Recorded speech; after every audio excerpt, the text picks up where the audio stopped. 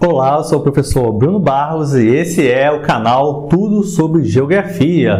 E na aula de hoje nós vamos falar a respeito de geografia humana. E dentro dessa temática nós vamos abordar o assunto demografia. Demografia é um assunto um tanto extenso e eu vou abordá-lo em dois vídeos. Então hoje nós temos a demografia 1, dá uma olhada no que nós vamos analisar nesse vídeo. Nós vamos falar um pouco sobre o conceito, vamos falar sobre conceitos básicos, aquilo que é mais importante e que você precisa saber para poder mandar bem nas questões do Enem sobre esse tema. E no final nós vamos analisar o tema população e sustentabilidade. E também nesse vídeo nós vamos falar um pouco a respeito das teorias demográficas, beleza? Então a demografia nada mais é do que o estudo da população. Então, todos os estudos que a geografia faz relacionado com a população, pirâmides etárias, taxas de crescimento e assim por diante, tudo está dentro da demografia. Então, quando você vai estudar um continente, um país, um lugar, geralmente surge a pergunta: qual é a população desse lugar? Como é a qualidade de vida? E assim por diante. Então, a demografia é extremamente importante para que você possa compreender os principais conceitos geográficos que nós vamos analisar em todo esse curso extensivo de geografia. Então, vamos ver outros conceitos. Um deles é o crescimento vegetativo, também conhecido como crescimento natural. O que é o crescimento vegetativo? É uma subtração, é o resultado da subtração da taxa de natalidade menos a taxa de mortalidade. O que é a taxa de natalidade? São o número de nascidos num lugar, num determinado período. Geralmente no período de um ano, calcula-se quantas pessoas nasceram naquele período. E ao mesmo tempo que pessoas nascem, outras também morrem. E aí nós chamamos esse número de pessoas que morrem a cada ano, esse índice, nós chamamos de taxa de mortalidade. E o crescimento vegetativo natural é a subtração desses dois. Número de nascidos, taxa de natalidade, menos a taxa de mortalidade, o número de óbitos, ok? Um outro conceito que nós precisamos analisar dentro dessa temática é o conceito de população absoluta. O que é a população absoluta? Como o próprio nome já diz, a população absoluta é o número total de habitantes de um determinado lugar. Por exemplo, no Brasil, atualmente, nós temos mais de 210 milhões de habitantes, isso segundo o IBGE. Então, a nossa população total, nossa população absoluta é de 210 milhões de habitantes. E dentro do conceito de população absoluta, surge um outro conceito, que é o conceito de país populoso. Dá uma olhada aqui no quadro, veja só, eu coloquei aqui, país populoso. O que é um país populoso? É um país que apresenta uma alta taxa, um alto número nesse dado aqui, no dado da população absoluta. Então, por exemplo, o Brasil, 210 milhões de habitantes, é um país populoso. Então, aqui eu coloquei Índia e China, por quê? Porque Índia e China são os países mais populosos do mundo. A China apresenta a maior população e a Índia a segunda maior população. Ambos possuem mais de 1 bilhão de habitantes. Mas a tendência é que no futuro a Índia ultrapasse a China. Por quê? Porque a China por muito tempo teve um controle de natalidade no seu território, ou seja, tentava conter ali o crescimento da população, e a Índia nunca teve esse controle. Portanto, de acordo com muitos estudos, a Índia em breve vai ultrapassar a população da China, se tornando então a maior população absoluta do mundo, ok? E também nós temos um outro conceito que vale a pena analisar, que é o conceito de população população relativa ou densidade demográfica, número de habitantes por quilômetro quadrado. E conforme a definição que eu coloquei aqui no quadro, acompanha aqui, ó. Olha só, relação entre a população e o espaço por ela ocupado, número de habitantes por quilômetro quadrado, a ocupação do território. E é interessante que esse conceito de população relativa, de densidade demográfica, também nos lembra um outro conceito, que é o conceito de país povoado. O que é um país povoado? É aquele que apresenta uma alta taxa na sua densidade demográfica. E aqui eu coloquei como exemplo Mônaco. Por que eu coloquei Mônaco? Porque Mônaco é o país que apresenta a maior densidade demográfica do mundo. 15 mil habitantes por quilômetro quadrado. Já pensou? 15 mil habitantes por quilômetro quadrado. E dentro dessa temática nós podemos falar de formigueiros humanos, que é um outro conceito. Formigueiro humano é quando acontece isso que acontece em Mônaco, quando a densidade demográfica é alta. Isso acontece, por exemplo, em algumas cidades da China, em várias cidades da Índia. A gente pode falar, por exemplo, de Mônaco, né, como eu já falei. Cidades cidades superpovoadas, países superpovoados, então nós podemos falar em formigueiros humanos. E podemos falar também de vazios demográficos, quando a taxa de densidade demográfica é baixa, quando a população relativa é baixa. Que é um exemplo? A população da região norte do Brasil, lá na floresta amazônica. Então lá você anda vários quilômetros e não encontra ninguém. Então, em alguns lugares, a densidade demográfica é de um habitante ou menos de um habitante por quilômetro quadrado. Então, eu tenho o quê? Um vazio demográfico, beleza? E como que isso pode cair na prova?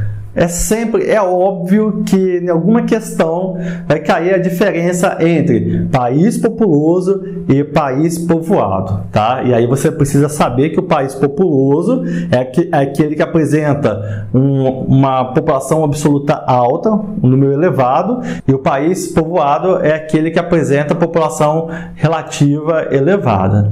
Um país pode ser populoso e não povoado? Sim, pode. Por exemplo, o Brasil. O Brasil é um país populoso, 210 milhões de habitantes aproximadamente.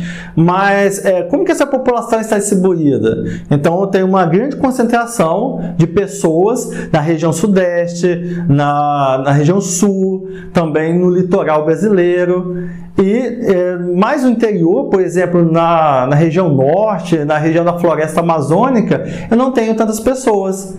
Então, nesses lugares eu tenho vazio demográfico, enquanto nas grandes cidades brasileiras, nas grandes capitais, eu tenho verdadeiros formigueiros humanos, tá? Então, não se esqueça disso. Agora, veja um outro conceito, é o conceito de taxa de incremento de população. Já ouviu falar nisso? Taxa de incremento de população. É a taxa de crescimento total da população, levando em consideração o crescimento vegetativo e as migrações. Então, nós vimos aqui no início que o crescimento vegetativo é a subtração da taxa de natalidade menos a taxa de mortalidade. Não se considera as migrações. Então, quando eu considero as migrações, eu estou falando da taxa de incremento da população. O crescimento vegetativo mais as migrações. Um outro conceito muito importante dentro da demografia é esse conceito aqui, explosão demográfica. Quando o crescimento de um lugar cresce de forma acelerada. E esse fenômeno, ele ocorre no mundo entre as décadas de 1950 e 1970. Nesse período, houve um crescimento do efetivo populacional mundial elevado. Então, esse crescimento ele foi muito intenso, muito forte. E isso gerou preocupação de vários órgãos internacionais, dos governos, porque à medida que a população cresce, aumenta também a demanda por alimentos, por energia, por transporte, por moradias, empregos e assim vai. Então, a preocupação desses órgãos internacionais e dos governos é se o mundo está preparado para atender bem essa superpopulação. né, essa população, essa explosão demográfica. E nós sabemos que, infelizmente, não. Hoje muitas pessoas vivem na rua, muitos estão desempregados, milhões passam fome, né, e assim vai. Então, essa explosão demográfica trouxe uma série de outros problemas.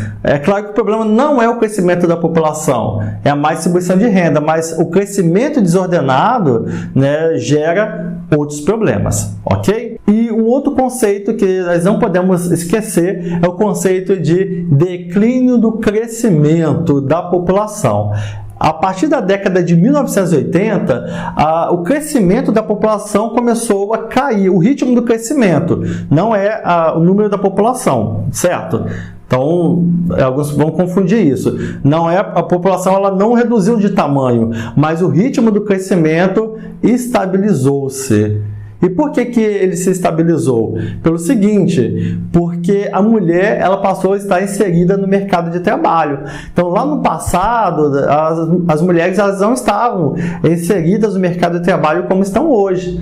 Então, geralmente, a mulher ficava mais em casa e tal, cuidando de afazeres domésticos e acabava tendo vários filhos. Então, hoje a mulher ela estuda, ela trabalha, ela tem uma preocupação com a sua vida profissional e acaba se cuidando para ter menos filhos e isso não interferir na sua carreira, na sua vida profissional. Uma das explicações para essa redução no crescimento da população, mas nós podemos citar outras. Por exemplo, os métodos contraceptivos que se tornaram comuns, né, acessíveis a grande parte da população e isso fez com que o número de nascimentos reduzisse. Também houve a redução do analfabetismo. No passado, muita gente tinha filhos por falta de informação, então essa redução do analfabetismo também teve um impacto positivo nessa redução do crescimento da população. O êxodo rural é interessante. Por que o êxodo rural ele se relaciona com o declínio do crescimento da população? Pelo seguinte, a vida na cidade é muito caro. Então, você pagar aluguel, alimentação, transporte, escolas, tantos serviços que a cidade oferece que não estão disponíveis no campo, e isso então tem um impacto no número de filhos que as famílias vão ter. Então, todos esses pontos que nós analisamos aí contribuíram para o declínio do crescimento da população. Mas é claro que o crescimento da população como um todo, a população mundial continua crescendo, houve um declínio, porém a população continua crescendo e um tema que vem sempre à tona quando falamos de população é o conceito de população e sustentabilidade. Qual o impacto o crescimento dessa população tem no meio ambiente? Essa é a grande questão. À medida que a população cresce, aumenta o consumo de alimentos, de energia, transporte, combustíveis. Nós produzimos muito lixo, geramos muito lixo e isso tem um impacto no meio ambiente. E aí a grande questão é como crescer, como fazer com que a população cresça com menos impacto no meio ambiente? Essa é a pergunta que vale $1 milhão, né? $1 milhão. Você precisa pensar nisso. Nós precisamos pensar nisso, né? Em reduzir os efeitos que o crescimento da população tem sobre o meio ambiente. Inclusive, isso pode ser um tema da redação, tá? É importante você se inteirar sobre essa questão da sustentabilidade e do crescimento da população. Estamos falando a respeito da demografia e agora nós vamos analisar as teorias demográficas. Então, o que são teorias demográficas? À medida que a população vai crescendo, muitos especulam sobre qual impacto que isso pode ter na vida como um todo. Então, uma superpopulação, será que as instituições, os governos atenderiam bem toda essa demanda? Será que conseguiria cuidar bem dessa população? Será que o planeta Terra tem capacidade de produzir alimentos para poder alimentar toda essa gente? Então, lá no passado, por volta do século XVII, século XVIII, alguns pensadores começaram a analisar isso e fazer as suas previsões. E aí nós chamamos essas previsões, essas análises de teorias demográficas.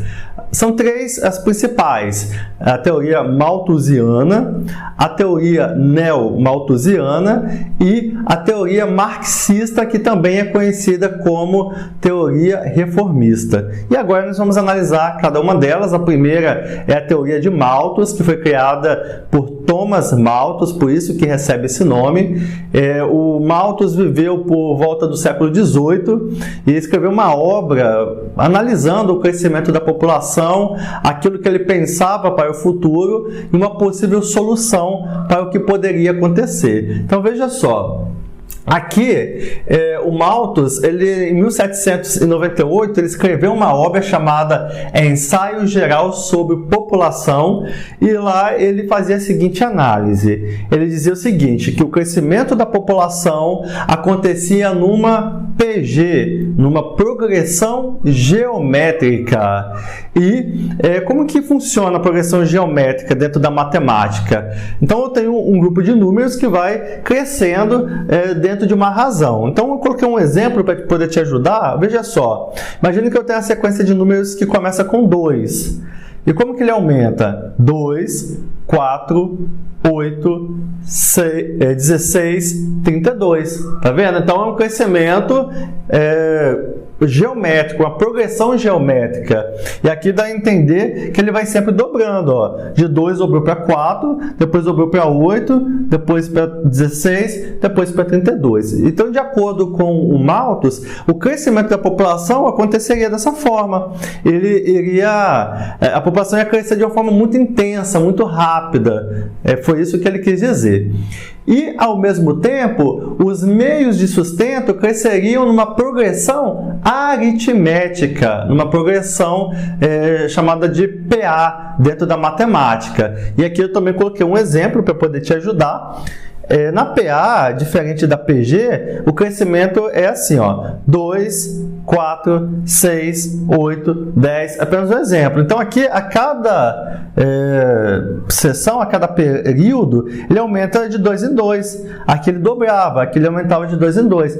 Então, em algum momento, o que iria acontecer? A produção de alimentos não daria conta de alimentar a população. É isso, ó. Vamos fazer um comparativo? Ó, começou com 2, um exemplo. População e produção de alimentos. Depois foi para 4, beleza. Ó, aqui já começou a faltar comida. Aqui eu tenho mais gente do que meios de sustento. Depois aqui, ó, tá vendo? Então, o Malthus, ele fez essa previsão, ele pensava nisso, depois eu vou falar se ele estava certo ou não, mas é importante que você guarde essa informação. A outra coisa que a gente pode pensar sobre Malthus: controle de natalidade. O Malthus defendia o controle de natalidade por meio da sujeição moral. Controle pela sujeição moral. Como assim? Então, para o Malthus, se um casal não tivesse a intenção de ter filhos, não deveria ter relações sexuais. Então, tanto os casados como qualquer outro tipo de pessoas, né, se não tivesse a intenção de ter filhos, não deveria ter relação sexual. Então, essa é a forma do controle de natalidade por meio do Malthus. Bem, será que o Malthus estava certo? Será que ele acertou ou errou? Bom, ele falou sobre isso lá no século XVIII. E nós sabemos que as suas previsões, elas não estavam certas. O planeta, ele tem capacidade de produzir muito alimento. Ele tem capacidade de produzir alimentos para toda a humanidade. E olha que pode até sobrar. Mas aí você pergunta, mas por que tanta gente passa fome? Daqui a pouco eu vou responder. Espera aí, ó, que quando eu falar aqui de Marx, eu vou responder por que as pessoas passam fome. Mas Malthus não estava certo quando falou sobre esse comparativo do crescimento da população e a produção de alimentos, ok? Esse controle de natalidade, é claro que deu errado, né? Nós sabemos que esse controle de natalidade por meio da sujeição moral, né, não daria certo no seu tempo, não deu certo no tempo dele, quanto mais hoje, né, que as coisas são meio que liberadas, né? Então não deu certo também, ok? Agora nós vamos falar um pouco sobre a teoria neo-malthusiana. Veja só, a teoria neo-malthusiana, ela segue alguns princípios de Malthus, mas a questão aqui é que para eles, o crescimento da população, ou melhor, a pobreza acontece porque a população pobre, ela tem muitos filhos. Esse é o pensamento deles. A população dos países mais pobres, dos países subdesenvolvidos, tem muitos filhos. Então, para que a fome e a pobreza acabe ou reduza de uma maneira significativa, os neomalthusianos defendem que haja um controle de natalidade nos países pobres, nos países subdesenvolvidos, tá? Então é isso que você pode extrair das ideias neomalthusianas. E não tinha ali um pensador específico, como no caso de Malthus, Thomas Malthus. Quando a gente fala teoria neomalthusiana, então é um grupo de pessoas que pensava de uma maneira semelhante ao Malthus, porém fazendo uma renovação de algumas ideias, tá? Então é isso que você precisa guardar sobre os neomalthusianos. E por último, eu tenho aqui a teoria marxista, também conhecida como teoria reformista. Ele tentava explicar o porquê da fome e também a respeito do crescimento da população, como nós estamos falando. Então veja só, para Marx, a causa da pobreza era a má distribuição de renda. Então veja que interessante. Para Marx, na sua teoria, a população passava fome não era porque o planeta não dá conta de se produzir alimentos, mas porque acontece uma má distribuição de renda.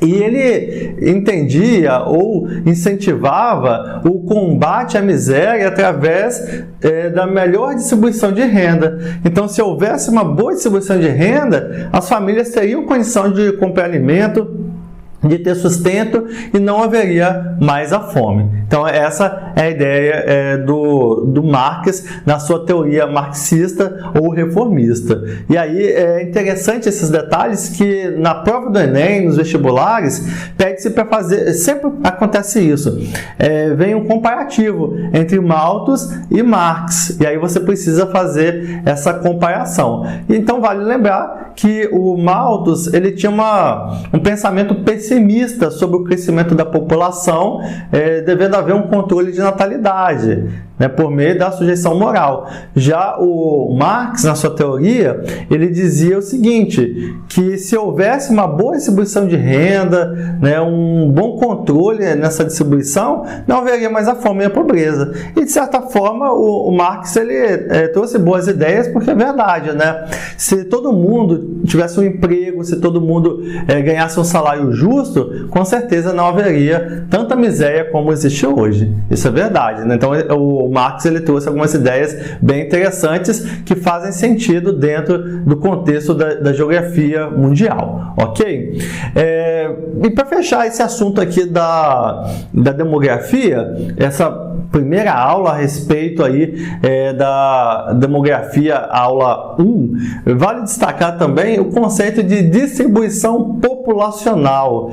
O que é importante falar sobre isso? A respeito das áreas mais povoadas do planeta, quais são elas? Bem, são as áreas que as pessoas conseguem o sustento de uma maneira mais fácil, mais tranquila. Por exemplo, as planícies, que são áreas que são bem ocupadas no planeta, planícies próximas ao litoral. Se você observar o mapa da população mundial, as áreas próximas ao litoral, as áreas mais planas, são as áreas mais ocupadas, e também os grandes centros urbanos. Então, as grandes cidades do planeta, elas têm uma grande quantidade populacional. Também algumas áreas específicas são bem ocupadas devido à sua história, como, por exemplo, o Vale do Nilo, na África, o Vale do Ganges, na Índia, e os vales Huanghe e Yangtze, na China. São áreas historicamente bem ocupadas devido a ser uma área de intensa atividade econômica, atividades agrícolas e assim por diante. E também as zonas industriais, as zonas que apresentam grande industrialização, também apresentam uma população significativa. E, por outro lado, nós temos os vazios demográficos. Eu não coloquei aqui no quadro, mas vale destacar que áreas de difícil acesso, áreas onde as pessoas têm dificuldade para sobreviver, elas são menos ocupadas, como por exemplo lá no Polo Sul, no alto das montanhas, nos desertos, nas densas florestas, geralmente são áreas menos ocupadas, já que dificulta a vida humana.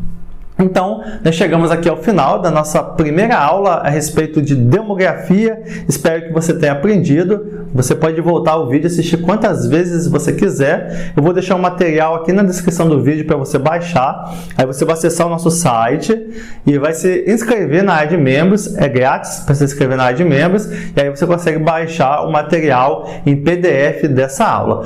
Qualquer dúvida, fique à vontade para comentar aqui embaixo. O seu comentário é sempre muito importante. Vou ter um imenso prazer de tirar as suas dúvidas. Não se esqueça de deixar o seu like, de se inscrever no canal se você for novo por aqui e de compartilhar esse vídeo em suas redes sociais. Muito obrigado por assistir esse vídeo e até a próxima. Tchau!